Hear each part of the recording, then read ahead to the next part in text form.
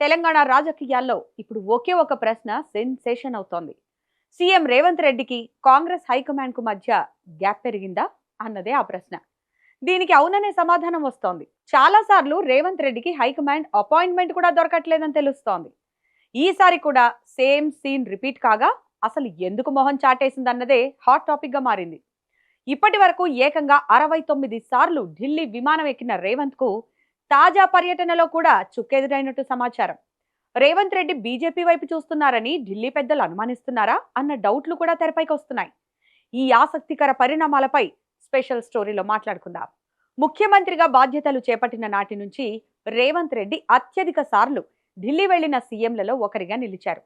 దాదాపు 69 సార్లు ఆయన హస్తిన బాట పట్టారు. అయితే నిన్నటి పర్యటన కూడా గతానికి ఏ మాత్రం భిన్నంగా లేదని తెలుస్తోంది. ఎన్నికలకు ముందు రాహుల్ గాంధీ లేదా మల్లికార్జున ఖర్గే అపాయింట్మెంట్ దొరికేదేమో కానీ ఈ మధ్య కాలంలో వారి అపాయింట్మెంట్ దొరకడం కూడా గగనంగా మారినట్టు సమాచారం.